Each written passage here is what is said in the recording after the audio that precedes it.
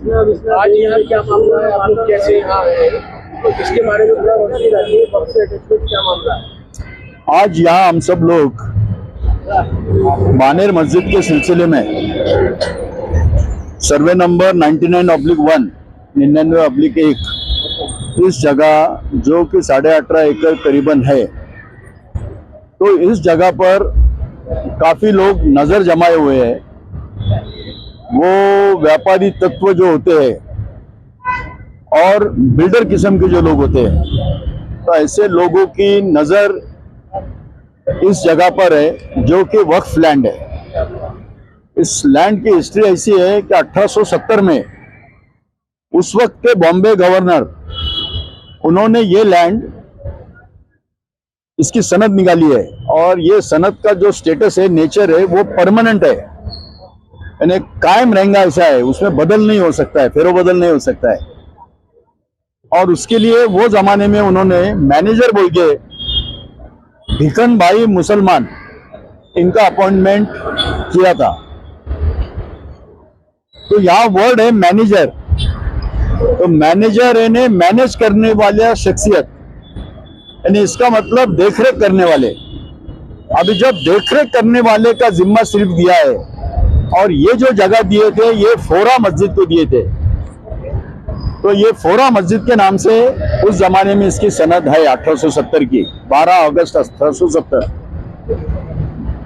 अब वो कई लोग आजकल आगे आ रहे हैं और वो बोलते हैं कि हमारे खानदान की जमीन है, हमारे खानदान की मिल्कियत है, लेकिन किसी खानदान की मिल्कियत नहीं, क्योंकि सनद में लिखा है मैनेजर। तो मैनेजर इन्होंने उनको देखरेख की जिम्मेदारी दी हुई है, तो देखरेख करने वाला कभी मालिक नहीं हो सकता है उस जमीन का। तो लिहाजा ये जमीन जो है ये कौम की जमीन है, और उसके सही हकदार जो लोग है, वो हकदार जो है वो गरीब, मिस्कीन, नादार, बेवा, तलाकशुदा औरतें, और जो ऐसे लोग हैं कि जिनको कोई सहारा नहीं, बेसहारा लोग, तो इनको उसका सही हक मिलना चाहिए। लेकिन आज जमीनों के जो भाव आसमान को छू रहे हैं, तो ये तकरीबन 1200 करोड़ की जमीन ये कुछ कम पैसों में बेची जा रही है, और इस तरफ ध्यान दिलाने के लिए हम सब लोग यहाँ कलेक्टर साहब से मिलने के लिए आए और उनको हमने मेमोरेंडम और निवेदन दिए। प्रॉपर्टी को कौन लोग ऐसे हैं जो 1200 करोड़ की प्रॉपर्टी को बेचना चाहते हैं, जो कि हमेशा के लिए पास है? कि अभी देखो, लोग तो इसमें काफी है, ये तो तफ्तीश का मामला है कि इसका सब इंक्वायरी होना चाहिए, और वो इंक्वायरी करने का काम जो है वो बाज वक्त गवर्नमेंट महकमे का भी होता है और पुलिस डिपार्टमेंट का भी होता है। तो सही वक्त पे जो है तो इसकी इंक्वायरी हो जाएंगी, लेकिन लेने वाले जो लोग हैं जिनका नाम अभी हाल ही वक्त में 7/12 पे आया है, तो वो नाम गलत ढंग से आया है, गैर कानूनन ढंग से आया है, उसको निकालने की हमने यहाँ डिमांड की है। अभी यहाँ 2016 में मैं आप सबको याद दिलाऊं कि गवर्नमेंट, महाराष्ट्र गवर्नमेंट ने एक जीआर निकाले हुआ है, और वो जीआर के तहत ये कहा है कि जो भी वक्फ लैंड है, तो वो वक्फ लैंड उसकी नोन 7/12 के ऊपर होल्डर बोल के वक्फ प्रॉपर्टी बोल के होंगी। इनाम वर्ग 3 देवस्थान, तो इनाम वर्ग 3 जो होता है इसमें तब्दीली नहीं होती है कभी, और तब्दीली अगर करना है तो या तो अगर वो सेंट्रल गवर्नमेंट का उससे कनेक्शन है तो सेंट्रल गवर्नमेंट, या फिर स्टेट गवर्नमेंट, और वो भी पूरे कैबिनेट का डिसीजन होता है। तो यहाँ वक्फ बोर्ड का एक छोटा सा अदना सा अधिकारी, जिनके अपॉइंटमेंट के बारे में भी लोगों ने डाउट रेज किए थे कि वो पर्टिकुलर क्राइटेरिया में बैठते नहीं है, उसको डिप्टी कलेक्टर की पोस्ट चाहिए तो उनमें नहीं बैठते। बहरहाल वो एक अलग इश्यू है, लेकिन इन्होंने अपने लेटर से इसको चेंज करने के लिए दिया है, ऐसा फेरफार के नोन बता रहे हैं। तो वो फेरफार भी हमने जोड़े हैं, 7/12 भी जोड़े हैं, और जब ये लैंड वक्फ लैंड है तो उसके ऊपर एक सिक्का होता है कि वक्फ प्रतिबंधित क्षेत्र, वक्फ प्रतिबंधित जमीन, तो उसका कोई व्यवहार या खरीदी का वगैरह डॉक्यूमेंट नहीं होता है रजिस्टर्ड, लेकिन उसके बावजूद भी हुआ है, तो इसकी सबकी तफ्तीश होना चाहिए। जितने भी रेवेन्यू अधिकारी भी इसमें शामिल है उनकी भी इंक्वायरी होना चाहिए, ऐसे हमने डिमांड यहाँ की है। जी, हमारे साथ हैं आज सलीमुल्लाह साहब, जो वक्फ एक्सपर्ट हैं, और यहाँ जो वक्फ की प्रॉपर्टी को लेकर बेचने का मामला है, और ये तमाम लोग उनके साथ हैं। आज हम उनसे बात करते हैं कि मामला क्या है और आपने इसमें क्या कोशिश कर रहे हैं, बताइए। वक्फ का मामला पूरे महाराष्ट्र में और हिंदुस्तान में, असल में उसको सिर्फ वक्फ कहकर लोगों में एक तो डिफरेंसेस पैदा किए। ये देवस्थान है, तो देवस्थान हो, उसमें मुस्लिम हो, क्रिश्चियन हो, हिंदू हो या दलित हो, इसके अंदर पुराने ज़माने में उनके लिए ये प्रॉपर्टी दी गई। क्यों दी गई है? कि खिदमत करने के लिए दी गई। तो खिदमत करने की उसकी बेनिफिशरी कौन? उस इलाके के जो अपाहिज लोग हैं, यतीम बच्चे हैं, बेवा है, इनके लिए बेनिफिशरी का डेटा आज तक नहीं रहने से, और बेनिफिशरी जो लोग हैं उनको बेनिफिट दिलवाने के लिए ये वक्फ कॉन्सेप्ट है। 931 में सबसे पहले वक्फ कॉन्सेप्ट आ गया, जिसको शरीयतन और कानूनन ये सब बातें ऑलरेडी कानून के अंदर आ गई। इसके बावजूद 2016 में महाराष्ट्र गवर्नमेंट के देवेंद्र फडणवीस साहब ने एक जीआर निकाला, जो बेहतरीन जीआर था, जिसके अंदर ये था कि जो मिल्कियत वक्फ की है, देवस्थान की है, उसके ऊपर सिर्फ वक्फ इंस्टीट्यूट का नाम या देवस्थान का नाम आना चाहिए। जबकि बानेर के अंदर वो सबको हो चुका था। इसके बावजूद मौजूदा वक्फ बोर्ड के सीईओ साहब हो और रेवेन्यू डिपार्टमेंट के लोग हो, इन्होंने मिलकर इस प्रॉपर्टी को 2009 में सील्ड दिखाकर उसको क्लियरिटी दी। तो क्लियरिटी देते वक्त ये हुआ कि इनाम वर्ग 3 को कैंसिल करने का राइट सिर्फ रेवेन्यू डिपार्टमेंट को, जो पावर अननेसरी पावर इस्तेमाल किया सीईओ ने। दूसरी बात है कि नजराना जो भरना है, अगर नजराना भर के अगर आपको प्रॉपर्टी ये करना है तो देवस्थान 3 की नजराना भी नहीं भर सकते। इसके बावजूद नजराना उनको माफ किया हुआ है। तो ये 2 illegally activities through the Waqf board हो गई, और उसके बाद रेवेन्यू डिपार्टमेंट ने with in 4 days notice entry करवाकर खरीदने के वाले के नाम पे वो किए। इसमें एक खास बात यह है कि 2006 में बानेर मस्जिद और उड़न चावली दरगाह एक ही प्रीमाइस में, दोनों चीजें हैं एक ही प्रीमाइस में, लेकिन रेवेन्यू रिकॉर्ड क्या कहता है कि बानेर मस्जिद विथ उड़न चावली दरगाह, लेकिन रजिस्ट्रेशन करते हुए 2 टाइप की किस्म की है। वो अगर हमें बताना है डिस्क्रिप्शन, उसको काफी सारा टाइम लगेगा। बुनियादी बात ये है कि लैंड एलिवेशन रिकॉर्ड जो है 1870 का, उस रिकॉर्ड में ये परमानेंट देवस्थान है। और जब परमानेंट देवस्थान है तो सुप्रीम कोर्ट के अभी काफी सारे डिसीजन है, वंस वक्फ ऑलवेज वक्फ। इसके बावजूद बानेर मस्जिद के मामले में तो हुआ ही हुआ है, ऐसे काफी सारे पूरे महाराष्ट्र में हो रहा। खास तौर पर महाराष्ट्र में आपको बताऊंगा कि मुसाफिर खाना बॉम्बे का, उसको नॉन वक्फ किया। नासिक की दुलारी मस्जिद, उसको नॉन वक्फ किया। साथ में हारून रशीद वक्फ, उसको भी नॉन वक्फ किया। और अभी बानेर पे वो आ गए। तो कहने का मतलब है, अगर आज हम नहीं रोक पाएंगे, इसमें गवर्नमेंट अथॉरिटीज हायर लेवल पे तो काम सही चल रहा है, लेकिन मिडल में जो चल रहा उसको पूरा रोकने का काम हमें और गवर्नमेंट ने मिलकर करना चाहिए, ताकि ये वो प्रॉपर्टीज पे डेवलप कर सके। आने वाला डेवलपमेंट का जो बेनिफिट है, वो डेवलपमेंट का बेनिफिट जो बेनिफिशियरी है उनको होना चाहिए। तो उसके अंदर डेवलपमेंट के अंदर तुम स्कूल, कॉलेजेस, अस्पताल, ये हर चीजें करके इनडायरेक्टली गवर्नमेंट को भी हम हेल्प कर सकते हैं और अपनी कम्युनिटी को भी इम्प्लीमेंट कर सकते हैं।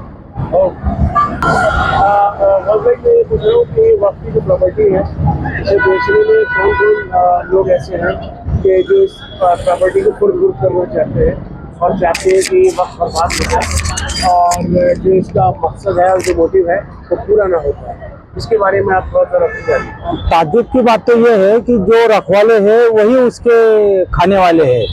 म्हणजे आम्ही मराठीत म्हणतो की कुंपणाने शेत खाल्लं तर शेतकऱ्यांनी कोणाकडे जायचं। एक्चुअली हमारी जो वक्त की जो जमीनें हैं, जो हमारे पुरखों ने दी हुई है, इसलिए दी हुई है कि हमारे कौम के जो ऐसे बच्चे हैं जो हैंडीकैप है, जो नाबीना है, वो बच्चा बैग रोड के ऊपर बेच के स्कूल पढ़ता है। अब कॉन्वेंट फाउंडेशन की तरफ से इसके स्कूल का जितना भी पड़ेगा, ये कॉलेज, उसका सब खर्चा हमने उठाया है। लेकिन इसका मतलब ये नहीं कि फाउंडेशन या एनजीओ लोगों ने करना है। हमारे पुरखों ने ऑलरेडी दी हुई है हम लोग को वक्फ प्रॉपर्टी। वो वक्फ प्रॉपर्टी इसलिए है कि हमारे कौम का मुस्तकबिल अच्छा हो, और वो मुस्तकबिल के लिए ये पालने वाले, संभालने वाले ये खा रहे हैं, और इनको इतना भी नहीं है, अल्लाह का डर नहीं है। और इन मासूमों का जो हक मार रहे हैं लोग, ये जो हकदार है, उसका भी डर खौफ नहीं। तो मैं पूरे देश से, मेरे कौम से और मेरे सरकार से विनती करता हूँ, जो हकदार है उन तक ये माल उनको पहुंचे, उसकी रखवाली भी करे। अस्सलाम वालेकुम रहमतुल्लाहि वबरकातुहू। आज हमारे साथ हैं शबाना साहिबा और वक्त के मैटर के ऊपर यहाँ इन लोगों के साथ आई हैं। आप क्या कहना चाहेंगी इस वक्त को लेके, और ये वक्त क्या काम कर रहा था और आज इसकी नौयत क्या है, बताएंगे। अस्सलाम वालेकुम रहमतुल्लाहि वबरकातुहू। ये जो वक्त की जो प्रॉपर्टी है, ये हमारे बुजुर्गों ने हमारे जो मुस्तकबिल में जो बच्चे आने वाले हैं, जो हमारे मुस्तकबिल में बच्चों को परेशानी आने वाली है, उनके लिए ये वक्फ बोर्ड की जमीन रख कर गए हुए। ये उन्होंने अल्लाह के राह में कुर्बान करके अल्लाह के राह में दे के गए हुए। हाँ, तो वो जो वक्फ बोर्ड की जमीन है ना, तो इसके ऊपर है ना, जो आज बुरी नजर लगा के बैठे हुए, उसकी जमीन खाने के पीछे वो अपने पेट में आग भरने जा रहे हैं। वो अल्लाह का डर नहीं है उनके दिल में, जो ये थोड़ी दिन की जिंदगी के लिए वो अपनी आखिरत खराब कर रहे हैं। क्योंकि वो जमीन पे ये मासूम बच्चों का हक है, बेवाओं का हक है। हमारी जमीन जो है वो हमारे बुजुर्गों ने हमारे लिए दी हुई है, और कई जमीन है, और इतनी जमीन होने के बाद भी आज मुसलमान की जो औरतें हैं वो बंगले में काम कर रही है, हमारे बच्चे मजदूरी कर रहे हैं, लोगों के कितने छोटे छोटे काम कर रहे हैं। क्योंकि हमारे पास इतनी प्रॉपर्टी होने के बाद भी आज हम कैसे खस्ता हालत में हम गुजार रहे। तो मैं हमारे अवाम से गुजारिश करती, जिसने भी वक्फ बोर्ड में जितने लोग हैं जो मेहनत कर रहे, अल्लाह उनको कबूल करे, और जितने मुसलमान हैं सबसे मैं गुजारिश करती कि इस काम में आगे आए, अपनी जमीन को बचाए। ये अपना हक है। हम जो लोग उससे तुम लोग देख रहे नहीं करके वो लोग बुरी नजर मार रहे। अगर तुम आगे आके तुम अपना हक लेंगे तो वो सब किसकी ताकत नहीं रहेगी। तो मैं बल्टी कहाँ पर है ये बानेर में। मैं चाहती कि इस काम के लिए सब मुसलमान आगे आए, और जो लोग ये काम कर रहे ये अपना जान माल लगा के काम कर रहे, अल्लाह इनको कबूल करे अल्हम्दुलिल्लाह। और हम अपनी जान लुटाएंगे हमारी वक्फ बोर्ड की जमीन के लिए। अस्सलाम वालेकुम। आज वक्त के मैटर के ऊपर जो बानेर का वक्त है, और ये कितने का है और उसकी प्रॉपर्टी कितनी है, और उसका जो यूज हो रहा था, मिस यूज हो रहा है, इसके बारे में आप क्या कहना चाहेंगे। अस्सलाम वालेकुम रहमतुल्लाहि वबरकातुहू। मेरा नाम किरण शेख है। आज जो हम सब यहाँ वक्फ बोर्ड के लिए रहीवासी कलेक्टर फॉर्म मेमोरेंडम देने के लिए आए थे, तो मेरा बोलना ये है कि जैसे कि आप सब लोग ने बता चुके हैं, साहित्य एडवोकेट सब लोग ने काफी मालूमात दे दी है वक्फ बोर्ड के ऊपर कि जो गैजेट निकला उस पर निकला है परमानेंट होल्डर। तो ये जो हो रहा है, जो सुप्रीम कोर्ट का भी लेटेस्ट जजमेंट है कि आप ये लोग खुद मालक है और इनके में आप हस्तक्षेप मत करो, फिर भी ये लोग उसमें दखल दे रहे हैं। उसमें कोई, मुझे लगता है इसमें कहीं तो अपने लोगों का भी हाथ है इसमें, कोई उनकी डेयरिंग बढ़ रही आप सब लोगों के आने के बाद आपको लग रहा है कि ये मामला निबट जाएगा और जिनका हक है उनका निबट जाएगा इंशाल्लाह। अगर हम कोशिश करेंगे तो होता है, जब अल्लाह हमारे साथ है। लेकिन कोशिश करना तो हमारा काम है ना, हाथ तो हाथ धर के तो बैठ नहीं सकते। जब हम जुल्म के खिलाफ आवाज उठाएंगे तो हमको अल्लाह साथ देगा, अल्लाह ने बोला है। इसलिए हमको अल्लाह ने चुना है काम को, हम खुद नहीं आए, जिसको चुना है वही आए यहाँ पे। इसलिए वो ये लोग ऐसे बोल रहे हैं रेवेन्यू डिपार्टमेंट का काम है कि वो कैंसिल कर सकते हैं, तो बोलते इन पे कार्रवाई करो ना डायरेक्ट कोर्ट से पेटिशन दाखिल करके। इनका रास्ता मत देखो कि ये कैंसिल करेंगे, वो नहीं करने वाले, हमको पता है उनका मकसद है। जितने बिजनेसमैन है, आप बोल रहे व्यापारी है या बिल्डर्स है, उनकी गंदी नजर है उनके ऊपर, तो गंदी नजर है तो कोर्ट से जवाब दो उनको, लीगली प्रोसेस करके दो, हमको कामयाबी मिलेंगी और जरूर मिलेंगी, क्योंकि इसके अंदर गरीब मिस्किनों का हक है। अल्लाह इसमें हमको साथ जरूर देगा इंशाल्लाह। ये हमारे साथ हैं विनोद चौहान जी, जो वक्त के स्टेशन में हम सब लोगों के साथ हैं, और वो क्या कहना चाहते हैं, आपका क्या कहना है इसमें और किस तरह से आप साथ दे रहे हैं।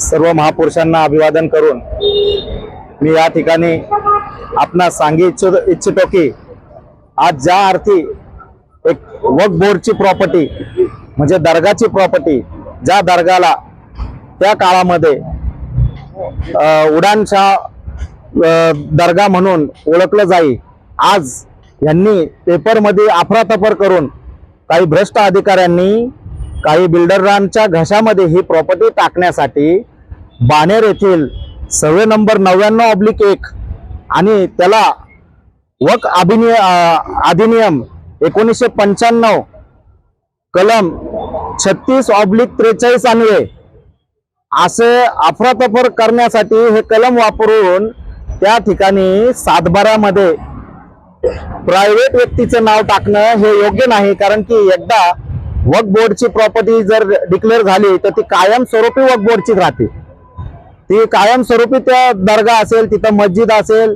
त्याची राहते। आज एवढा वर्ष झालं तिथं त्या मस्जिदीला कंपाऊंड आहे, सगळं काय असताना तुम्ही त्याच्यामध्ये ही जागा अर्धी जागा याची अर्धी जागा त्याची कसं काय म्हणू शकता बरं? हा खऱ्या अर्थाने तेथील स्थानिक लोकांवरती, त्या मस्जिदीवरती किंवा त्या दर्गावरती अन्याय असून सम्राट अशोक सेना हा अन्याय कदापि सहन करणार नाही.